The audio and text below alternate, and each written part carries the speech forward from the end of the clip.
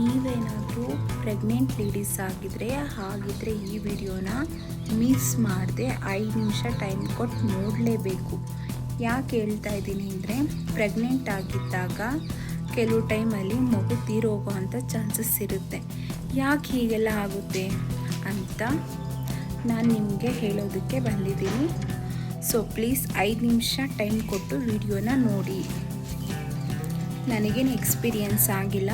So doctor ಈ ಬೇಸಿಗೆ ಟೈಮಲ್ಲಿ ನನಗೆ ಸಜೆಸ್ಟ್ ಮಾಡಿರೋದ್ರಿಂದ ನಾನು ನಿಮ್ಮ ಜೊತೆ ಶೇರ್ ಮಾಡ್ಕೋಬೇಕು ಅಂತ ಅನ್ನಿಸ್ತು. ಹಾಗಾಗಿ ನಿಮ್ಮ ಜೊತೆ ಶೇರ್ ಮಾಡ್ಕೊಳ್ತಾ ಇದ್ದೀನಿ. ಸೊ ಪ್ಲೀಸ್ 5 ನಿಮಿಷ ಟೈಮ್ ಕೊಟ್ಟು ಪ್ರೆಗ್ನೆಂಟ್ ಲೇಡೀಸ್ ವಿಡಿಯೋಸ್ನ ನೋಡಿ. 5 ನಿಮಿಷಕ್ಕಿಂತ ಮೇಲೆ ನಾನು ಬೋರ್ ಮಾಡಲ್ಲ ಗಾಯ್ಸ್. ಇನ್ನೊಂದೇನೆಂದರೆ, ನಾನು ಕೂಡ ಪ್ರೆಗ್ನೆಂಟ್.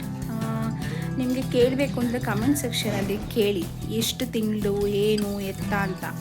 ಸೊ ನಾನೇ ಸ್ವಂತ ಇಚ್ಛೆಯಿಂದ ಯೂಟ್ಯೂಬ್ ಚಾನಲ್ನ ಸ್ಟಾರ್ಟ್ ಮಾಡಿ ಹೇಳ್ತಾ ಇದ್ದೀನಿ. ನನಗೆ ಇವಾಗ 6 ಕಂಪ್ಲೀಟ್ ಆಗಿ 7ನೇ ತಿಂಗಳು ನಡೀತಾ ಇದೆ. ಸೊ ನೀವು ಮತ್ತೊಬ್ಬರನ್ನ ಕೇಳೋದಾಗಲಿ, ಅವ್ರು ಇನ್ನೊಬ್ಬರನ್ನ ಕೇಳೋದಾಗಲಿ, ಹೌದು ಟ್ವಿನ್ಸು ನಮಗೆ 2 ಮಕ್ಕಳಲ್ಲ 3 ಮಕ್ಕಳಲ್ಲ 6 ಮಕ್ಕಳಾದರೂ ಸಾಕು ಅಂತ ಕೆಪಾಸಿಟಿ ನಮ್ಮಲ್ಲಿದೆ. ಓಕೆನಾ, ನಾವು ಸಾಕ್ತೀವಿ. ಸೊ ಅದನ್ನೇ ನೀವು ಗಾಸಿಪ್ ಥರ ಅಲ್ಲಿ ಇಲ್ಲಿ ಮಾತಾಡೋದೆಲ್ಲ ಬೇಕಾಗಿಲ್ಲ, ಅವಶ್ಯಕತೆ ಇಲ್ಲ. ನೀವೇನು ಬಂದು ಸಾಕ್ತೀರಾ? ಇಲ್ಲ ತಾನೇ, ಸಾಕೋದು ನಾವು. ಸೊ ಎಲ್ಲರಿಗೂ ಹೇಳ್ತಾ ಇಲ್ಲ, ಕೆಲವರು ಮಾತಾಡೋ ಅಂತ ಇರ್ತಾರಲ್ಲ, ಅವರಿಗೆ ಹೇಳ್ತಾ ಇದ್ದೀನಿ ಅಷ್ಟೇ.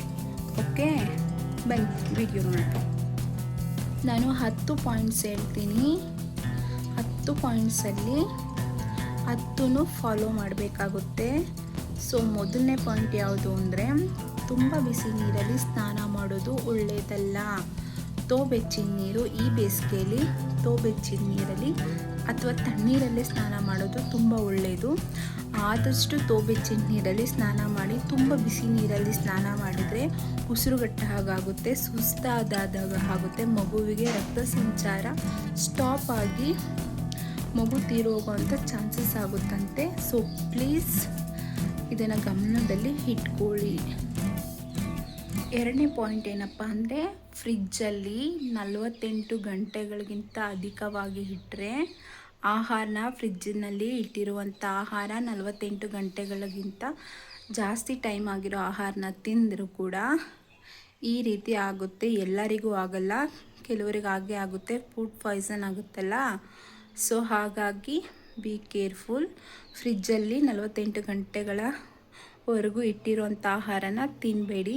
ಇದು 2ನೇ ಪಾಯಿಂಟು. ಮತ್ತು ರೆಸ್ಟ್ ಇಲ್ದಂಗೆ ಕೆಲಸ ಮಾಡೋದು, ಇದು ತಪ್ಪು. ಮಗುವಿಗೆ ರಕ್ತ ಸಂಚಾರ ಕಮ್ಮಿ ಆಗುತ್ತೆ, ನಿಮಗೂ ಸುಸ್ತಾಗುತ್ತೆ. ಹಾಗಾದರೆ ಮಗುವಿಗೆ ರಕ್ತ ಸಂಚಾರ ಸ್ಟಾಪ್ ಆಗಿ ಮತ್ತೆ ತೀರೋಗುವಂಥ ಚಾನ್ಸಸ್ ಆಗುತ್ತೆ. ಸೊ ಅತಿಯಾದ ಕೆಲಸ ಬೇಡ. ಯಾರು ಬಂದು ಏನು ಅಂದ್ಕೊಂಡ್ರೂ ಪರವಾಗಿಲ್ಲ. ಸೊ ನಿಧಾನಕ್ಕೆ ಕೆಲಸ ಮಾಡಿ. ಒಂದೊಂದೇ ಕೆಲಸ, ಬೆಳಗಿಂದ ಸಾಯಂಕಾಲವರೆಗೂ ಇರ್ತೀರಲ್ವ, ಒಂದೊಂದೇ ಕೆಲಸ ಮಾಡಿ. ಯಾರನ್ನೂ ಅಂತ ಮೆಚ್ಚಿಸೋವಂಥ ಅವಶ್ಯಕತೆ ಇಲ್ಲ. 4ನೇ ಪಾಯಿಂಟ್ ಏನಪ್ಪ ಅಂದರೆ, ಅತಿಯಾದ ಕೂಲ್ ಡ್ರಿಂಕ್ಸ್ ಮತ್ತು ಕಾಫಿ ಕುಡಿಯೋದ್ರಿಂದ, ಟೀ ಏನೂ ಆಗೋಲ್ಲ, ಟೀನೂ ಬೇಡ ಅನಿಸುತ್ತೆ. ಸೊ ಕಾಫಿ ಹೀಟ್ ಆಗಿಬಿಡುತ್ತೆ, ತಡ್ಕೊಳೋದಕ್ಕಾಗಲ್ಲ. ಅತಿಯಾದ ಕೂಲ್ ಡ್ರಿಂಕ್ಸ್ ಅವೆಲ್ಲ ಸೇಫ್ ಅಲ್ಲ.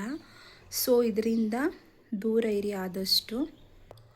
5ನೇ ಪಾಯಿಂಟ್ ಏನಪ್ಪ ಅಂದರೆ, ತುಂಬ ಚೆನ್ನಾಗಿ ನೀರು ಕುಡಿಬೇಕು. ನೀರು ಕಮ್ಮಿ ಆದರೆ ಮಗುವಿನ ಸುತ್ತ ಇರೋ ಆಮ್ಲಿಯೋಟಿಕ್ ಫುಡ್ ಕಮ್ಮಿ ಆಗಿಬಿಡುತ್ತೆ. ಸೊ ಪ್ಲೀಸ್ ತುಂಬ ನೀರು ಕುಡೀರಿ ಆದಷ್ಟು. ಟೈಮ್ ಬಿಟ್ಟು 1 ಅವರ್ ಬಿಟ್ಟು 1 ಅವರ್ ಆ ಥರ ಮಾಡಿಕೊಂಡು ನೀರು ಕುಡೀರಿ, ಒಳ್ಳೆಯದು. 6ನೇ ಪಾಯಿಂಟ್ ಏನಪ್ಪ ಅಂದರೆ, ರಾತ್ರಿ ಹೊತ್ತು ತಡವಾಗಿ ಮಲಗೋದು. ನಿದ್ದೆ ಇಲ್ಲ ಅಂದರೂ ಕೂಡ ಅದು ಅಪಾಯಕಾರಿ. ಸೊ ಪ್ಲೀಸ್ ಆದಷ್ಟು ರೆಸ್ಟ್ ಮಾಡಿ. ಈ ಟೈಮಲ್ಲಿ ದೇಹ ತುಂಬ ರೆಸ್ಟ್ ಕೇಳುತ್ತೆ. ನಿದ್ದೆನ ಅವಾಯ್ಡ್ ಮಾಡಬೇಡಿ, ನಿದ್ದೆ ಮಾಡಿ. 1 ಟೈಮ್ 2 ಟೈಮ್ ನಿದ್ದೆ ಸ್ಕಿಪ್ ಮಾಡಿದ್ರೆ ಓಕೆ. ಯಾವಾಗಲೂ ನಿದ್ದೆನ ತಡೆಯೋದು ತಪ್ಪು. ಫೋನ್ ನೋಡಬೇಕು, ಅದಕ್ಕೆ ಇದಕ್ಕೆ ಕೆಲಸಕ್ಕೆ ಅಂತ ಪ್ಯೂರಿಟಿ ಕೊಡೋ ಬದಲು ನಿಮಗೆ ನೀವು ಪ್ಯೂರಿಟಿ ಕೊಟ್ಕೊಳ್ಳಿ. ಓಕೆ.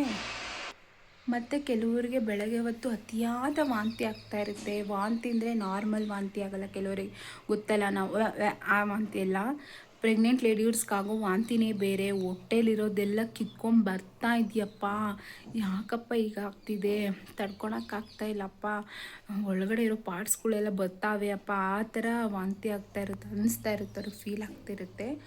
ಸೊ ಈ ಥರ ಎಲ್ಲ ಅತಿಯಾಗಾದರೆ ಅದು ಮಗುವಿಗೆ ತೊಂದರೆ ಆಗುತ್ತೆ. ಸೊ ಪ್ಲೀಸ್ ಡಾಕ್ಟ್ರ್ ಹತ್ರ ತೋರಿಸ್ಕೊಳ್ಳಿ.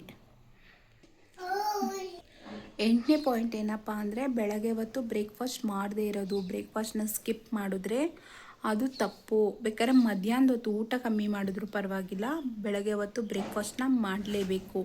ಬ್ರೇಕ್ಫಾಸ್ಟ್ ಮಾಡೋಕ್ಕಾಗಲ್ಲ ಅಂದರೆ ಹಣ್ಣನ್ನು ತಿನ್ನಿ, ಜ್ಯೂಸ್ ಕುಡೀರಿ, ಅದು ಮನೇಲಿ ಮಾಡಿರೋವಂಥ ಜ್ಯೂಸ್ ಕುಡಿದ್ರೆ ಸೇಫು. ಇದು 8ನೇ ಪಾಯಿಂಟು, ನೆನಪಿನಲ್ಲಿ ಇಟ್ಕೊಳ್ಳಿ ಪ್ಲೀಸ್. ಮತ್ತು 9ನೇ ಪಾಯಿಂಟ್ ಏನಪ್ಪ ಅಂದರೆ, ಜಾಸ್ತಿ ಅಳೋದು, ಜಾಸ್ತಿ ದುಃಖ ಮಾಡ್ಕೊಳ್ಳೋದು, ಮತ್ತು ಜಾಸ್ತಿ ಕೂಗಾಡೋದು, ಕಿರ್ಚಾಡೋದು, ಈ ಥರ ಎಲ್ಲ ಮಾಡಿದ್ರೆ ಮಗುಗೆ ತೊಂದರೆ ಆಗುತ್ತೆ. So be careful.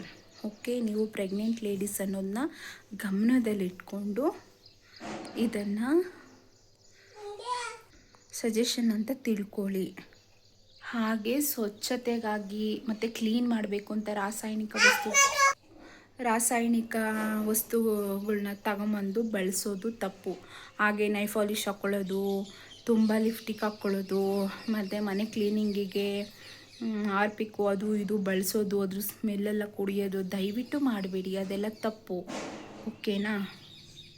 ಇಷ್ಟು 10 ಪಾಯಿಂಟ್ಗಳು. ಈ 10 ಪಾಯಿಂಟಿಂದ ನಿಮ್ಮ ಮಗುಗೆ ತೊಂದರೆ ಆಗುತ್ತೆ. ಸೊ ಬಿ ಕೇರ್ಫುಲ್ ಅಂತ ಹೇಳ್ತಾ ಈ ವಿಡಿಯೋನ ನಾನು ನಿಮಗೆ ಸ್ಟಾಪ್ ಮಾಡ್ತಾ ಇದ್ದೀನಿ. ಸೊ ಈ 10 ಪಾಯಿಂಟ್ನ ನೆನಪಲ್ಲಿ ಇಟ್ಕೊಂಡ್ರೆ ನಿಮ್ಮ ಮಗು ಮತ್ತು ನೀವು ಸೇಫಾಗಿರ್ತೀರಾ. Okay, bye bye all. Thank you for watching this my video.